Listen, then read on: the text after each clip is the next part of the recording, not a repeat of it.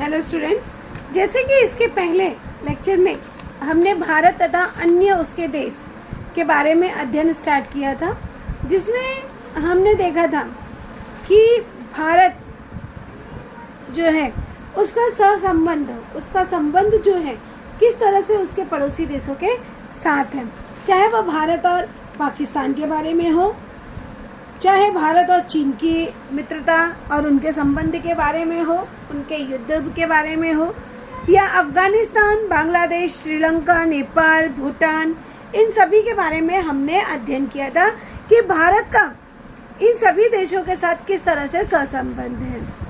अब जो है हम देखेंगे कि भारत और म्यांमार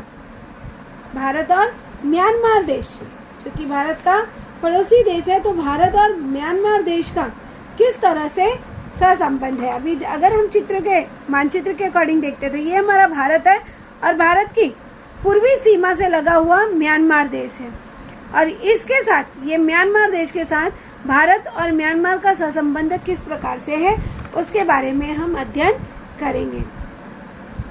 तो जैसे कि मैंने आपको मानचित्र में बताया कि म्यांमार जो है भारत के पूर्व की ओर स्थित दक्षिण पूर्वी एशियाई राष्ट्रों को भारत से जोड़ने वाला प्रवेश द्वार है। तो यहाँ पर भारत और म्यांमार दोनों को जोड़ने का कार्य जो है यह करता है।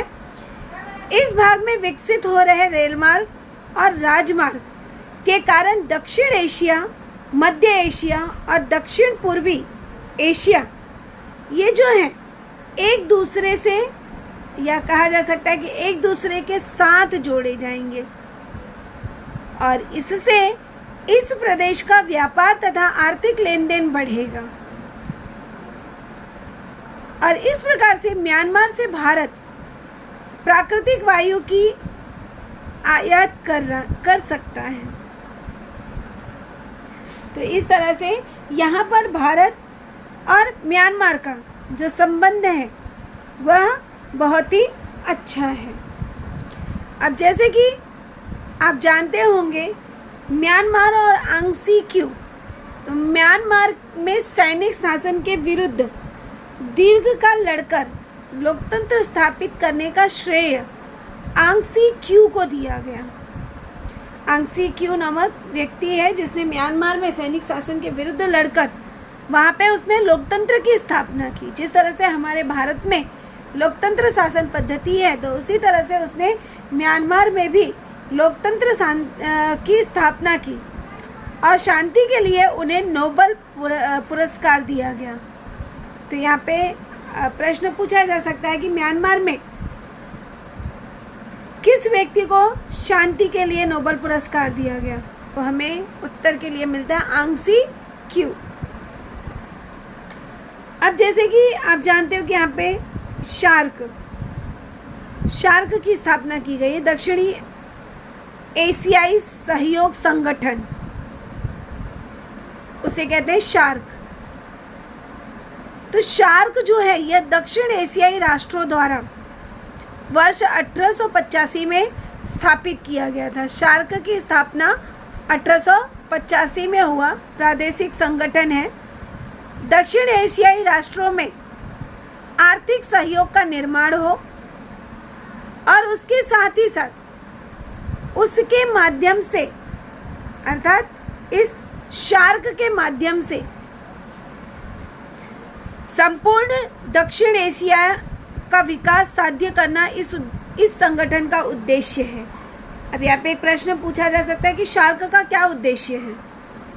तो शार्क का उद्देश्य है दक्षिण एशियाई राष्ट्रों में आर्थिक सहयोग निर्माण करना, दूसरा उसके माध्यम से संपूर्ण दक्षिण एशिया का विकास साध्य करना। सार्क संगठन से तात्पर्य है सभी दक्षिण एशियाई देशों द्वारा एकत्रित होकर अपनी समान समस्या, एक जैसी समस्याओं का और समान हितों पर चर्चा करने हेतु बनाया गया मंच, उसी को कहा जाता है शार्क। तो एक प्रश्न बनता है कि सार्क संगठन से क्या तात्पर्य है। तो सार्क संगठन से तात्पर्य है कि सभी जितने भी दक्षिण एशियाई देश हैं वो एक जगह पर एकत्रित होकर अपनी समस्याओं का, अपनी हितों का जो है चर्चा करे, उसके लिए बनाया गया मंच, और उसी को कहते हैं शार्क। दरिद्रता निर्मूलन, निर्मूलन मतलब होता है नष्ट करना, दरिद्रता को नष्ट करना, गरीबी को नष्ट करना, कृषि का विकास करना, तकनीकी ज्ञान की क्रांति, ये दक्षिण एशियाई देशों के कुछ समान हित संबंध हैं। और दक्षिण एशियाई देशों को परस्पर अर्थात एक साथ व्यापार करना अधिक सरल हो, और इसके लिए सार्क के मंच में कुछ महत्वपूर्ण समझौते भी किए गए हैं।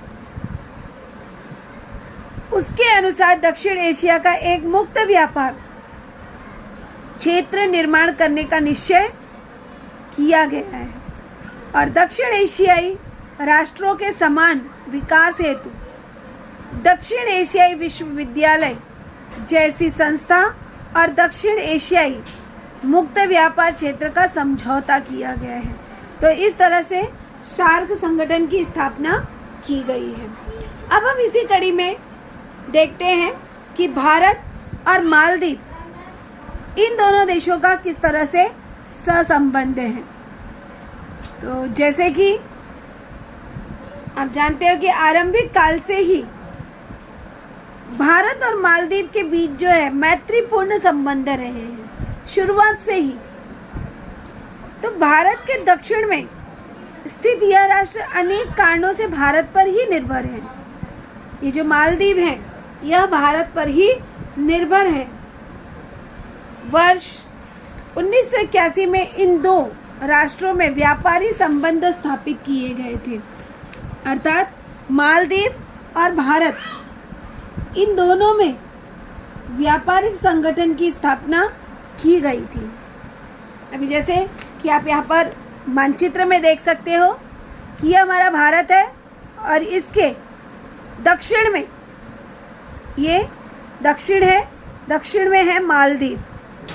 अब यहाँ पर हम देखेंगे कि भारत और मालदीव का संबंध किस प्रकार से। तो बहुत सारे कारणों से मालदीव को भारत पर ही निर्भर रहना पड़ता है, जिसके कारण मालदीव और भारत का जो संबंध है वो पहले से ही मैत्रीपूर्ण रहा है, मित्रतापूर्वक रहा है। वर्ष 1981 से इन दो राष्ट्रों के व्यापारी संबंध स्थापित किए गए, जिसमें बुनियादी क्षेत्रों का विकास, स्वास्थ्य, यातायात जैसे क्षेत्रों में भारत ने मालदीव की बड़ी मात्रा में आर्थिक सहायता की थी। अर्थात भारत ने आर्थिक स्वरूप से मालदीव को सहायता किया, और वर्ष 2006 के बाद उनमें रक्षा क्षेत्र में भी सहयोग की शुरुआत हुई। अर्थात रक्षा को लेकर, दोनों देशों की सीमाओं की सुरक्षा को लेकर दोनों में मित्रतापूर्वक व्यवहार शुरू हुए।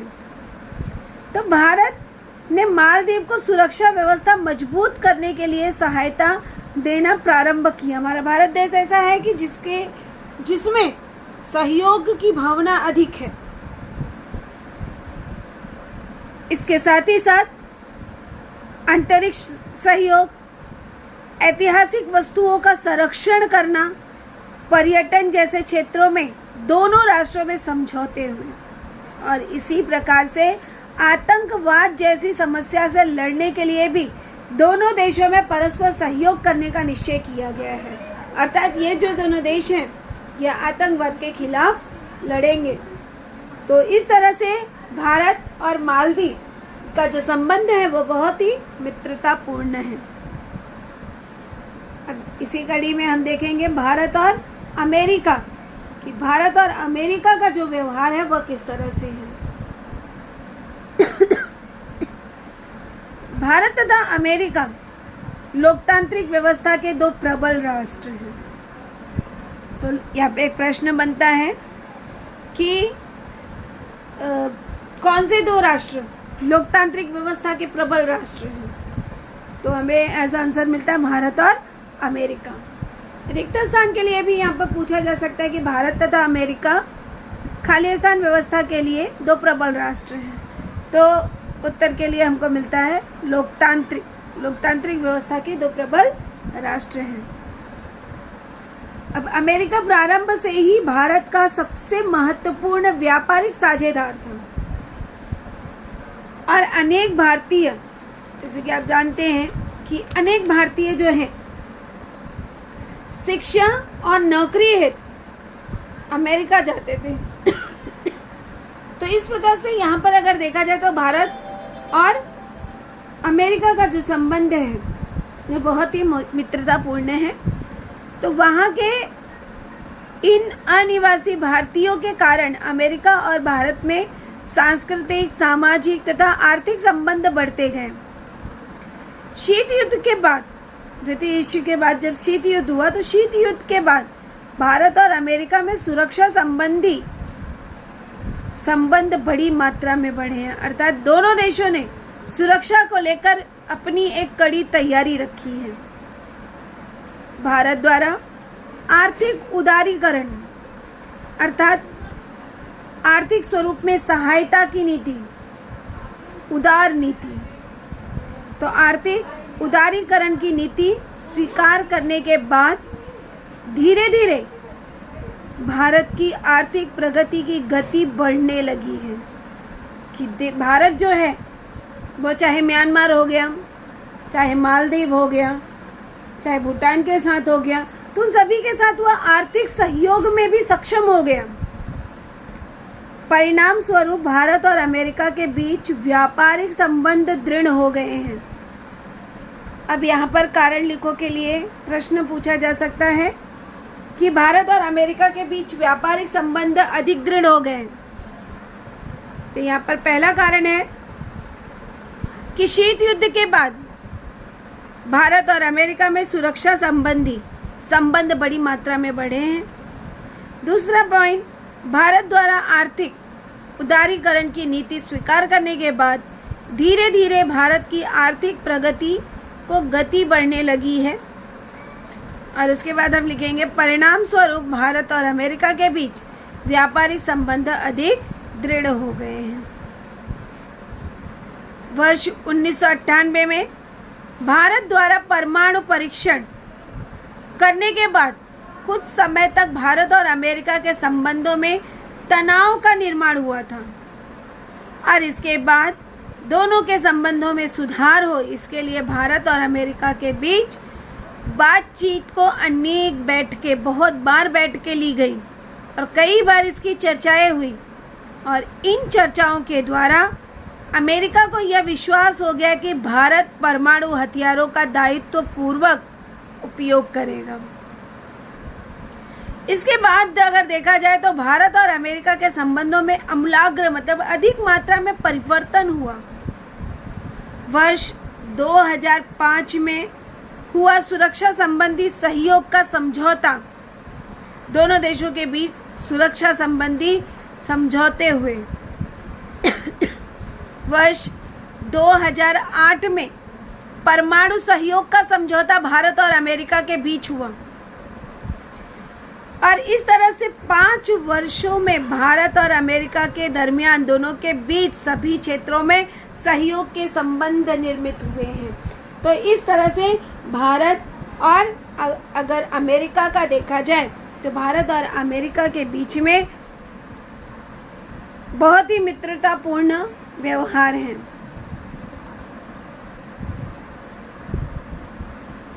वर्ष 2005 में भारत और अमेरिका के बीच नागरी परमाणु सहयोग समझौते को भारत के तत्कालीन प्रधानमंत्री डॉक्टर मनमोहन सिंह और अमेरिका के अध्यक्ष जो थे जॉर्ज बुश ने मान्यता दी थी। और इसी प्रकार से वर्ष 2008 में अंतर्राष्ट्रीय परमाणु ऊर्जा आयोग ने इस समझौते को अनुमति दी और इस समझौते के कारण भारत को अन्य देशों से पारमाणविक तकनीकी ज्ञान मिलना संभव हो गया है। तो आज हमारा भारत देश जो है वह परमाणु के क्षेत्र में भी वह अधिक विकसित देश है।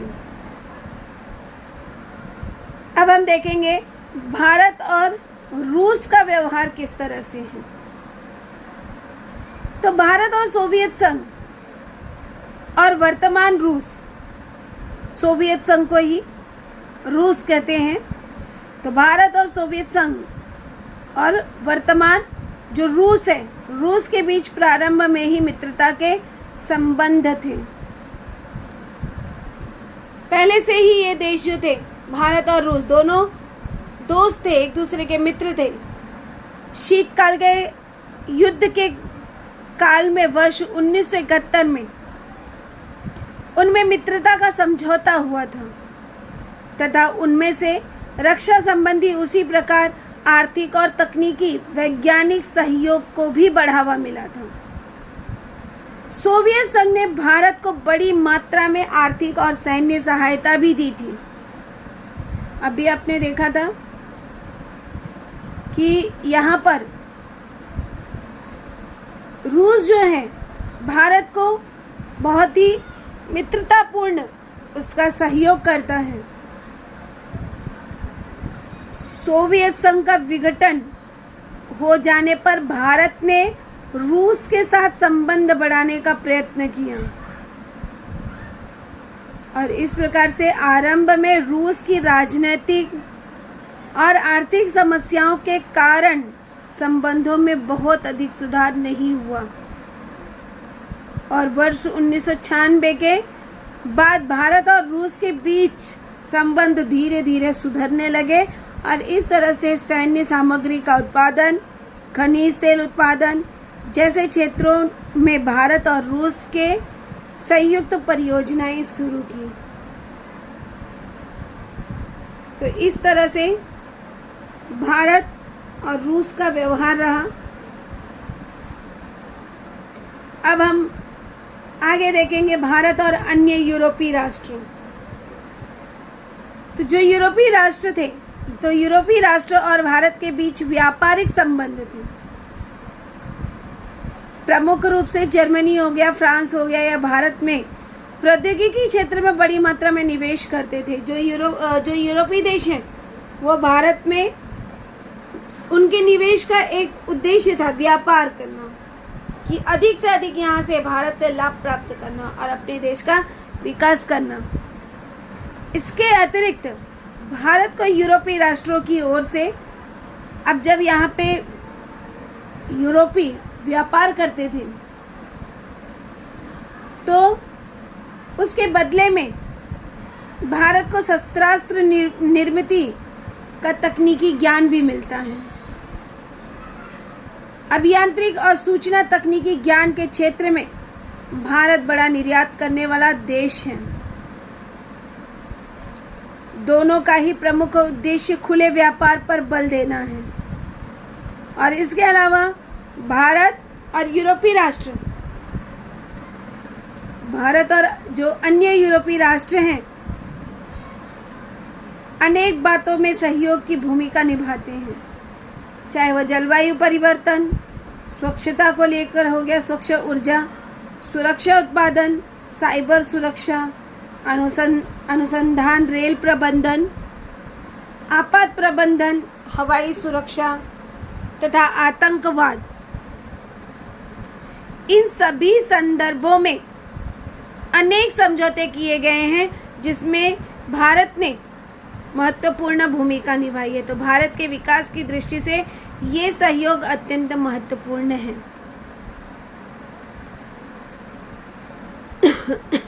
इस प्रकार से भारत तथा यूरोपीय राष्ट्रों का संबंध भी मित्रतापूर्ण रहा। अब इसी कड़ी में हम आगे देखेंगे भारत और अफ्रीका महाद्वीप का संबंध किस प्रकार से है।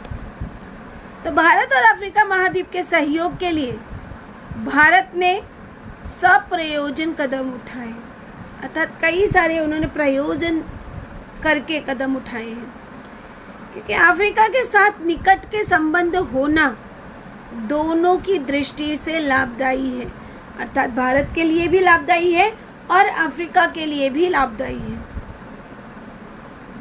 अफ्रीका के अनेक देश जो है वह तीव्र गति से आर्थिक उन्नति कर रहे हैं और भारत ने अफ्रीका के युवा वर्ग का सर्वांगीण विकास होने के लिए सहायता करने की तैयारी दिखाई है, जिसमें शिक्षा, कौशल, स्वास्थ्य, विज्ञान तथा तकनीकी ज्ञान, कृषि, पर्यटन जैसे सभी क्षेत्रों में विकास होने के लिए भारत ने आर्थिक सहायता करने की और अनुदान देने की तैयारी भी दिखाई है।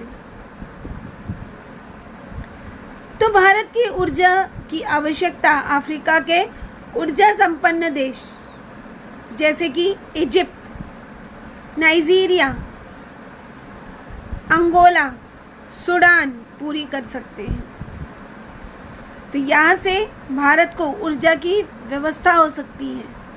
अफ्रीका के साथ व्यापार बढ़ाने के लिए भारत प्रयत्नशील है। भारत चाहता है कि अफ्रीका के साथ उसका व्यापार जो है वह अधिक से अधिक बढ़े।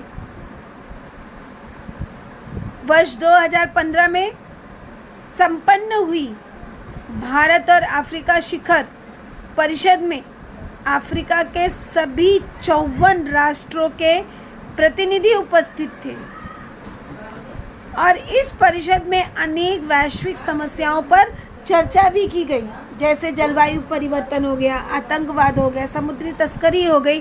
तो इन सभी पर चर्चाएं की गई।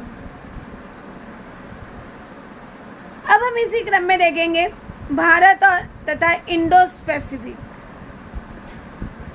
तो इंडो पैसिफिक क्षेत्र में प्रमुख रूप से जापान, ऑस्ट्रेलिया, न्यूजीलैंड और दक्षिण पूर्वी एशियाई राष्ट्रों का समावेश था। अब यहाँ पे एक प्रश्न बनता है कि इंडो पैसिफिक क्षेत्र में किसका समावेश था? तो उत्तर स्वरूप हमें मिलता है कि इंडो पैसिफिक क्षेत्र में प्रमुख रूप से जापान, ऑस्ट्रेलिया, न्यूजीलैंड और दक्षिण पूर्वी एशियाई राष्ट्रों का समावेश था। इन सभी राष्ट्रों से भारत के घनिष्ठ आर्थिक और व्यापारिक संबंध थे। वहाँ की अनेक कंपनियों ने भारत में निवेश भी किया। अब चाहे जापान हो गया, ऑस्ट्रेलिया हो गया या न्यूजीलैंड हो गया, इन सभी देशों के साथ भारत का अच्छा संबंध है।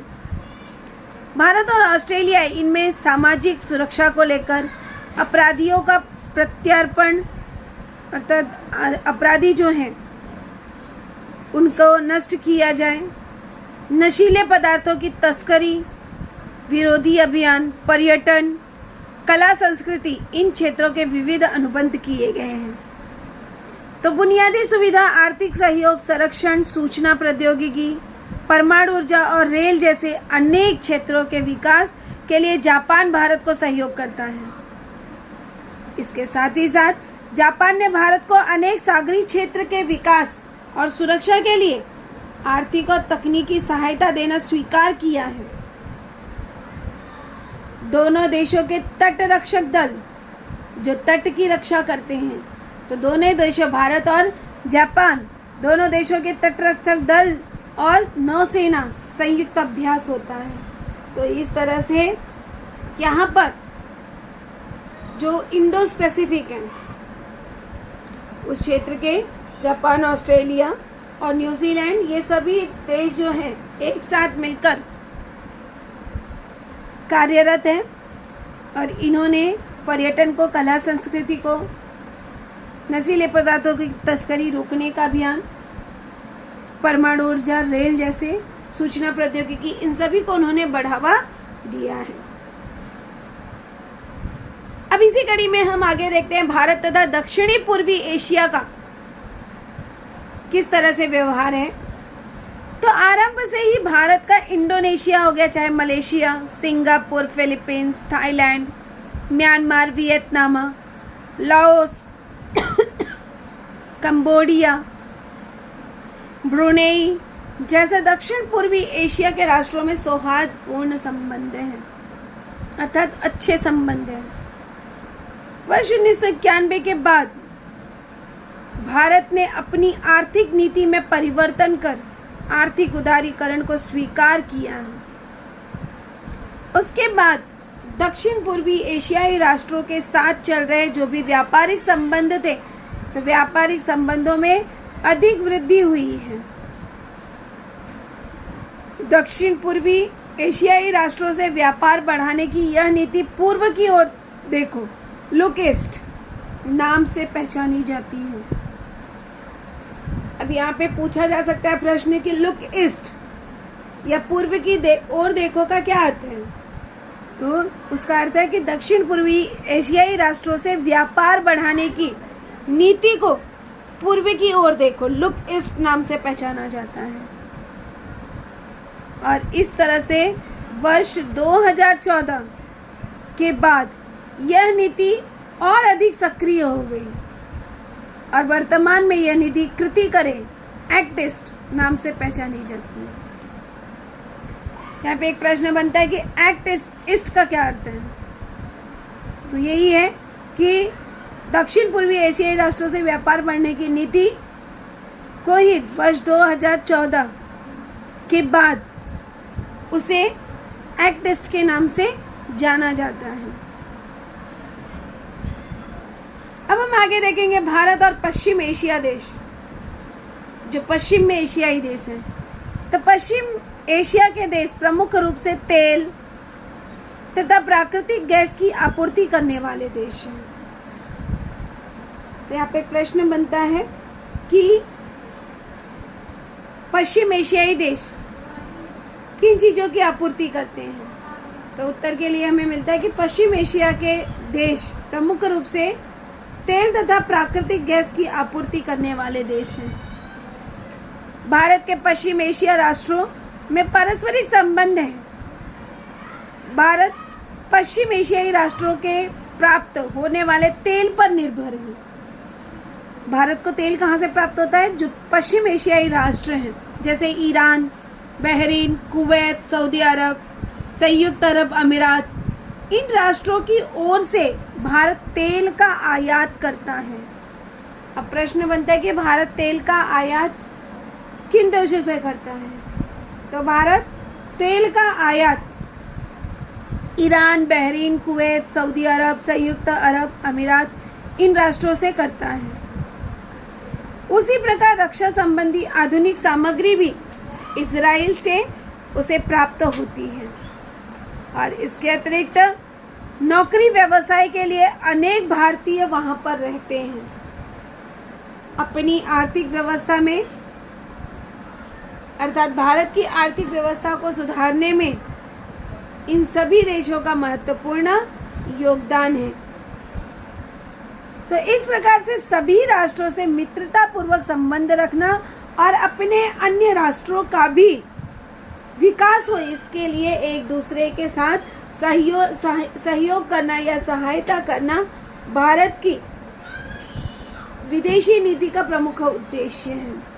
तो यहाँ पे एक प्रश्न बनता है कि भारत की विदेशी नीति का प्रमुख उद्देश्य क्या है? तो पहला है सभी राष्ट्रों में मित्रतापूर्वक संबंध रखना। दूसरा अपने साथ अन्य राष्ट्रों का भी विकास हो, इसके लिए एक दूसरे के लिए सहायता करना, एक दूसरे की सहायता करना। यह जो है भारत की प्रमुख उद्देश्य विदेश नीति है।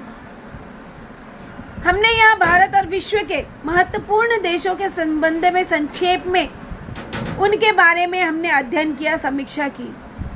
अब अगला जो चैप्टर होगा, अगला अध्याय, उसमें हम देखेंगे जो ये अन्य महत्वपूर्ण अंतर्राष्ट्रीय अथवा वैश्विक समस्याएं हैं। तो कौन कौन सी समस्याएं हैं उनके विषय में हम अध्ययन करेंगे।